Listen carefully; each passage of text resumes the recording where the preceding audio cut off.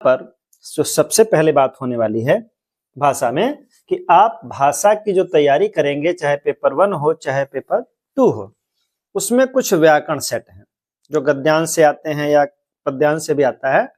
उसमें आप यह देखिए कि क्या क्या सेट है, उसको हम लोग तैयार करके रखें। क्योंकि बात होती है जब आप पेपर देने जाते हैं तो एक चीज सेट रहता है आपके दिमाग में कि सबसे पहले हम लोग 90 और 82 की जो क्राइटेरिया है उसको पार करें, तब उसके आगे उससे प्लस प्लस की बात होती है। हमारे कहने का मतलब समझ गए होंगे कि जो ओबीसी 80, 82 और जनरल 90, पहले वो उस क्राइटेरिया को पार कर ले जाए।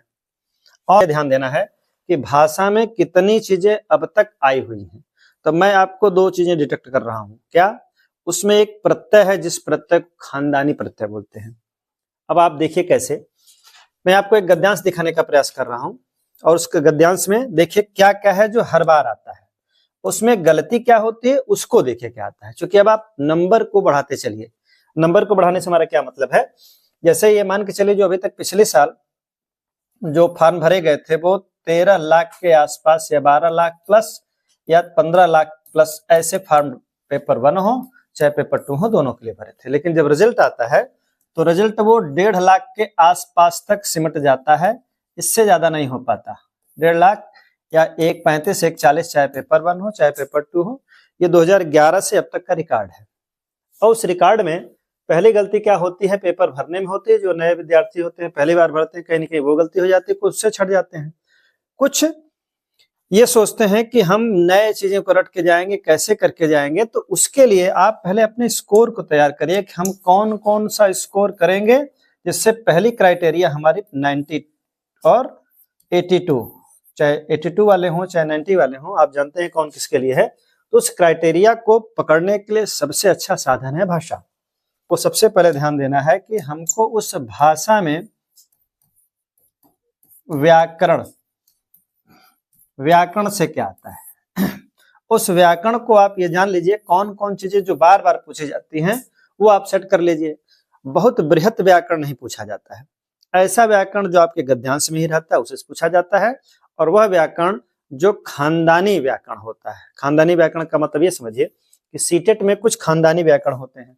खानदानी व्याकरण को आपको एक दिखाएं, एक मॉडल जो 2022 या 23 के आसपास का एक पुराना पेपर है। तो इस पुराने पेपर में आपको दिखा रहे हैं क्या बार बार पूछा जाता है। जैसे एक गद्यांश है, आप जानते हैं कि जब पेपर 1 करने जाते हैं तो 91 से 120 करने जाते हैं, इसको हमने आपको बार बार बताया है। अब 91 120 में कुल 4 से 5 नंबर का व्याकरण होता है। और वह व्याकरण आपको संज्ञा सर्वनाम क्रिया विशेषण अव्यय नहीं पढ़ना है, ऐसा कुछ भी व्याकरण नहीं पढ़ना है।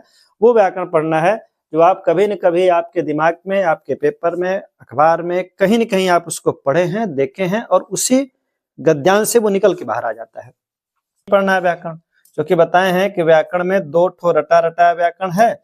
एक ठो रट के जाइए कि उसमें इत प्रत्यय देगा, ये चाहे पेपर 1 वाले हों चाहे पेपर 2 वाले हों। मतलब एक पेपर में आपको कभी काल 1 इत कभी काल 2 इत देता है। लेकिन ध्यान क्या देना है उस पेपर में कि पेपर में वो प्रत्यय जुड़ते कैसे हैं। तो सबसे पहले आपको यह ज्ञात होना चाहिए प्रत्यय क्या होता है। प से प्रत्यय होता है, प से पीछे। तो दोनों जानिए कि प शब्द है उससे ये निकलना चाहिए कि पीछे ही जुड़ेगा, और प से प्रत्यय की भाषा समझ लीजिए दोनों बिल्कुल एक जैसा है कि प्रत्यय जब भी जुड़ता है पीछे जुड़ता है। तो प्रत्यय पीछे जुड़ता है, चाहे इत प्रत्यय है कुछ भी देगा, कहीं कहीं इक देता है कहीं कहीं इत देता है। तो इक और इत ये दोनों सीबीएसई के बहुत लाडले प्रत्यय हैं। इक इत ऐसा कुछ भी देगा, इस सीबीएसई के प्रत्यय को रट लीजिए कि जो सीबीएसई प्रत्यय देती है हिंदी के लिए इक और इत देती है। यह लगाना कैसे है उसी को बात करनी है। बात करते समय हम बता दिए कि जब भी इक और इत कुछ भी हो, छोटी की मात्रा रहती है उस पर, अगर आप संसार में जोड़ रहे हैं तो संसार में क्या जुड़ेगा, इक जोड़ना है। देखिए अध्यात्म, और इसमें हमको इक प्रत्यय जोड़ना है। तो देखिए क्या होगा, इक प्रत्यय में क्या करेंगे तो संसार धनिक। और बताएं कि जब भी ई के साथ जुड़ेगा तो पहले वाले शब्द में दीर्घ की मात्रा लग जाएगी, हो जाएगा सांसारिक। यह गलत न हो, यह विशेष रूप से ध्यान दीजिए। उसी प्रकार यहाँ जब देंगे अध्यात्म में एक जोड़ना है तो ज्यादातर बताए हैं कि जो शब्दांश होते हैं अर्थात प्रत्यय के रूप में जो पीछे जुड़ते हैं वह क्या होता है कि केवल मात्रा लगाता है, जिसको संयोग बोलते हैं। तो संयोग का मतलब मात्रा लगा देना। तो होना चाहिए था क्या, अध्यात्म, और उस पे म पर छोटे की मात्रा लग जाएगी, होना चाहिए था अध्यात्मिक। हड़बड़ी में जल्दीबाजी में ही लगाया जाता है, लेकिन बस आप रट के जाइए, इससे ज्यादा कुछ समझाना नहीं है। 1-2 नंबर आप सेट करके जाइए। इक या इत कुछ भी देगा तो जब भी ई की मात्रा जुड़ेगी पहले वाले तो मात्रा लग जाएगी, लेकिन उसके पहले वाला उसका एक भाई कहेगा हमको भी कुछ जोड़ना है, क्या करना, ये कहेगा तुम दीर्घ हो जाओ। जब ये दीर्घ होगा कहेगा हम हो जाएंगे आ, और कुछ परिवर्तन होना नहीं है, लास्ट में आध्यात्मिक होगा। बहुत आसान भाषा में देता है, इसमें भी कुछ गूढ़ता होती है, उसकी बात नहीं करेंगे, बहुत सामान्य सा होता है। तो एक बात तो समझ में आ गई होगी। अब आपको दिखाएं क्या पूछा है पीछे वाले प्रश्नों में। पीछे वाले प्रश्न में क्या पूछा उसको देख लीजिए, क्या कहीं से ऐसा कुछ पूछा है क्या, इसकी हम बात करने वाले हैं। देखिए जिस प्रत्यय की मैं बार बार बात कर रहा हूं, देखिए पूछा ना, विशृंखलित में प्रत्यय है। अभी बताएं, देखिए लिखा खलित प्रत्यय कोई प्रत्यय नहीं है, लित कोई प्रत्यय नहीं है, त यहाँ पर कोई प्रत्यय नहीं है।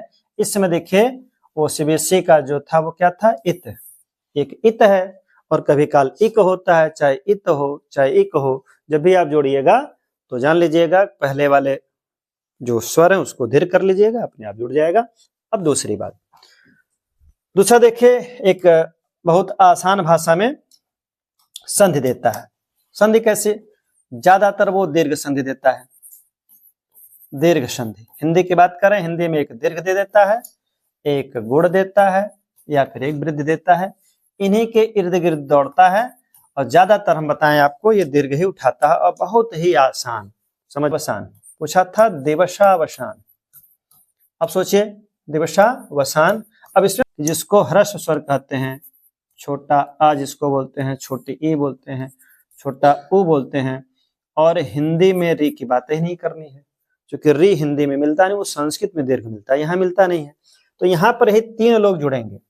अब इन 3 लोगों के साथ क्या क्या जुड़ेगा, अब इनके साथ आगे पीछे दोनों लोग आ सकते हैं, चाहे आ जाए, दीर्घ संधि यही कहती है कि 3 लोग मिलेंगे, लेकिन उनके जोड़ने का तरीका क्या है उसको जान लीजिए। आपको इतना ही ध्यान देना है दीर्घ संधि में क्या वो संधियां क्या पूछता है।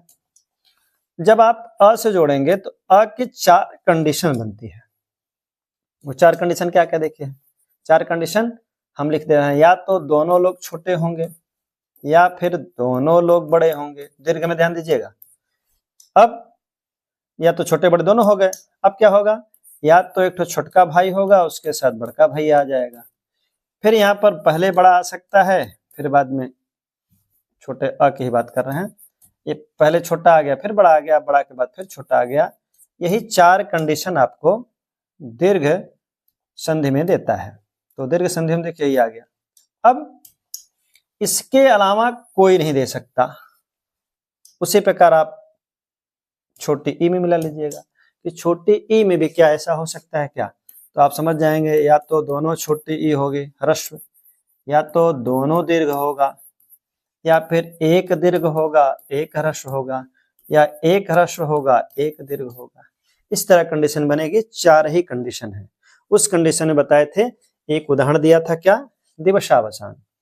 और जब भी आप संधि जोड़िएगा तो दिवसावसान पर आपका नियम क्या कहता है, दिवसावसान। दिवसावसान में आपको देखिए विकल्प क्या दिया था, मैं विकल्प को बता रहा हूं, मुझे लगभग वो याद है। दिया था पहला दिवस प्लस वसान, एक पहला विकल्प यह दिया था दिवस प्लस वसान। चलिए दूसरा विकल्प देखिए क्या दिया था, दिवा दिवसा प्लस वसान, ये दूसरा विकल्प दिया था। तीसरा विकल्प देखिए क्या दिया था, तीसरा विकल्प देखिए दिया था दिवस धन अवसान, और चौथा विकल्प दिया था दिवसा धनवसान अवसान। अब उस नियम पर आप जाएंगे तो पहला नियम तो आपको यह आना चाहिए कि संधियां ऐसी होती हैं कि दोनों शब्दों का, इसको पूर्व पद और उत्तर पद कहते हैं, और भाषा में समझे पहला भाग और दूसरा भाग कह सकते हैं, और भाषा में समझे दाएं और बाएं कह सकते हैं, वो हमेशा कोई न कोई ऐसे शब्द रहने चाहिए जिनका कोई न कोई अर्थ निकलता हो। आप हिंदी में उनको जरूर सुने हो कि दोनों दाएं बाएं वाले कोई न कोई शब्द हैं जो हिंदी में प्राथमिक लेवल से लेकर junior, inter, high school, BA जो भी क्यों उसमें वो शब्द आपके कान में कहीं न कहीं गए हो कि यह शब्द होता है। क्योंकि हिंदी में बहुत गूढ़ता वाला शब्द नहीं पूछेगा, ऐसे शब्द होने चाहिए जो प्लस के पहले मतलब दाहिनी तरफ, प्लस के बाद बाईं तरफ वो कोई न कोई शब्द रहते हो। चलिए देखिए आपके दिमाग में क्या आ रहा है। पहला देखिए क्या दिख रहा है। पहला देखिए लिखा है दिवस धन अवसान। अब यहाँ पे आपके दिमाग में आ रहा है एक चीज तो सही है कि दिवस मतलब दिन होता है, वसान कोई शब्द नहीं लग रहा है, तो ये पहली बार में ही गलत हो जा रहा है। दूसरा देखिए क्या है, यहाँ पर देखिए दिवसावसान, ये संधि नहीं है, संयोग हो सकता है। क्यों? दिवसा और प्लस को हटा देंगे तो वसान, इसका मतलब यहाँ पे संधि हुई ही नहीं है। और दूसरी चीज नहीं, क्यों हो नहीं हुई? क्योंकि यहाँ पर दिवसा दिया है, दिवसा भी कोई शब्द नहीं, वो दिवस होता है, इसको भी आप एक सिरे से खारिज कर देंगे, तो दोनों तो कैंसिल हो गया। अब बात आती है कौन कौन क्या क्या हो सकता है इसमें। इधर दिया है दिवस और इधर दिया अवसान, तो यहाँ पे आपको लग रहा है कि दिवस एक मूल शब्द है, अवसान भी एक मूल शब्द है, तो इन मूल शब्दों को हम आराम से जोड़ सकते हैं। यहाँ पर देखिए दिवसा, इसको भी कैंसिल कर रहे हैं, इसका मतलब आपके समझ में आ गया हमको क्या जोड़ना था, दिवस धन अवसान। अब इसमें जुड़ेगा कैसे, कौन सा ट्रिक आया? पहला ट्रिक तो आपके आना चाहिए, चूंकि सबको आप जोड़कर दिखा सकते हैं। क्या दिखा सकते हैं? देखिए किसी को भी जोड़ेंगे, कहेंगे नियम से यहाँ तो आ हो गया, यहाँ अ हो गया, नियम तो सही है, आ और अ मिलकर आ होना चाहिए, लेकिन बताए हैं कि जोड़ तो जाएगा, नियम तो सही रहेगा कि दोनों मिलकर ये आ हो जाएंगे, दीर्घ आ हो जाएगा, तो हो जाएगा दिवसावसान। लेकिन संधि तो सही रहेगी, नियम तो सही कहेगा, लेकिन नियम के पीछे आपको एक चीज ध्यान देना होगा कि जो वो शब्द हो उनका कोई न कोई स्थायी भाव हो, कोई न कोई शब्द हो जो स्थायी शब्द हो, वो सार्थक शब्द हो, हमने कहीं न कहीं उसको सुना हो। तो अब दूसरा क्या था इसमें देखिए, क्यों दिवस धन अवसान ही सही है? क्योंकि आपके दिमाग में आ गया कि दिवस एक शब्द है और अवसान भी एक शब्द है, इनमें संधियां हो जाएंगी। और फिर से कह रहे हैं कि संधियां और प्रत्यय बहुत आसान है। आप हिंदी का प्रथम भाषा चाहे द्वितीय भाषा जो भी आप करने जाते हैं तो उसको ध्यान दीजिएगा, चूंकि आप प्रथम भाषा में भरेंगे हिंदी के रूप में, चाहे पेपर 1 हो चाहे पेपर 2 हो, तो दोनों में खानदानी प्रत्यय इत और दीर्घ संधियां कभी कल दीर्घ के साथ साथ गुण दे देता है या वृद्ध दे देता है, तो अभी मैं दीर्घ की बात कर रहा हूं, तो दीर्घ में क्या गलती नहीं करेंगे और 2 प्रत्यय रट के जाएंगे। आज के लिए इतना ही, उस कलेक्शन को जमा करते जाइए। और क्यों हुआ इसको देख लीजिए, होता है दिवस और इसमें देखिए क्या निकलता है, अ को बाहर कर देंगे, उसके बाद फिर मिल गया अवसान, और दूसरे को खंड क्यों नहीं करेंगे, क्योंकि एक शब्द जैसे ही स्वर मिल जाएगा वहीं छोड़ देंगे। देखिए ये स्वर पहले से मिल गया था, अब इसका क्या खंड करेंगे, इसी में से तो हम निकाले हैं, आपको बताए हैं कि या तो दोनों तरफ अ हो, या दोनों तरफ आ हो, या छोटा बड़ा हो, तो यही आपके प्रकार हैं चारों। इसमें अब क्या होगा, अब ये देखेंगे कि यह दोनों मिलकर दीर्घ आ बनते हैं, जिसको बड़का बड़का आ बोलते हैं। तो यहाँ आ हो गया, उसके आगे हम क्या जोड़ दिए, वशान। अब ये जुड़ता कैसे उसको देख लीजिए। अब क्या होगा, ये जो संधि है स के साथ पूरा पूरा अ मिलेगा, तो स पर आ की मात्रा जुड़ेगी तो हो जाएगा दिवसा, आगे जुड़ जाएगा वसान। आपको लग रहा होगा इतनी आसान संधि क्यों बताई जाती है, तो जल्दीबाजी में यही संधियां लोग गड़बड़ कर देते हैं। तो फिर से सुनिए, आप जब भी पढ़े होंगे चाहे बचपन में और चाहे आगे जब बचपन की तैयारी करने जा रहे हैं, दोनों में आप ध्यान दीजिएगा कि दोनों दाएं बाएं जो शब्द हो वो मूल शब्द हो, शब्द ही हो, मिलते जुलते शब्द न हो, मतलब सार्थक शब्द हो, निरर्थक शब्द न हो, दोनों सार्थक शब्द होने चाहिए। यहाँ पर देखिए आपके दिवस और अवसान दोनों सार्थक शब्द हैं। तो आज के लिए इतना ही। आज हमने आपको बताया कि जो ये हिंदी भाषा है, इस हिंदी भाषा में आपको केवल इतना ध्यान देना है कि हिंदी भाषा में आपके 2 खानदानी प्रत्यय हैं, कौन कौन, इत हैं चाहे इक हैं, इसको ध्यान देना है, और एक दीर्घ संधि है, और दीर्घ संधि में कहीं भी आपको वो व्याकरणिक दीर्घ संधि नहीं देगी जिसको आप लेकर उलझेंगे, उसी गद्यांश से उसी पद्यांश से आपको मिलता है। तो आज के लिए 3 नंबर कलेक्शन करके जाइए, अपनी जमा पूंजी इकट्ठा कर लीजिए कि हम इत प्रत्यय गलत नहीं करेंगे। और कैसे नहीं गलत करेंगे बताए थे कि जब भी इत प्रत्यय जुड़ेगा तो जो मूल शब्द रहेगा उसका पहला वर्ड हमेशा दीर्घ हो जाएगा। जैसे क्या है, अभी उदाहरण आपको बताए हैं संसार, और जब भी इसमें इक जुड़ेगा तो बताए हैं कि जो प्रत्यय होते हैं वो केवल मात्रा के साथ लगते हैं, तो संसार पे इक लगेगा, संसारिक तो होगा नहीं। बताएं कि जो पहला शब्द होता है, जो पहला शब्द है उसके पहले शब्द के पहले वर्ड में हमेशा दीर्घ लग जाएगा, हो जाएगा सांसारिक। देखने में बड़ा आसान लगता है लेकिन जल्दीबाजी में सांसारिक करके चले जाते हैं, तो ये सांसारिक हो जाएगा। तो ध्यान रहे, आज के लिए इतना ही, मिलते हैं। इस हिंदी में जमा पूंजी इकट्ठा कर लिए, उस खानदानी प्रत्यय इत और खानदानी संधि दीर्घ को चाहे पेपर 1 हो चाहे पेपर 2 हो। मिलते हैं फिर अगले भाग के साथ, आज के लिए इतना ही। एक बार सभी को धन्यवाद।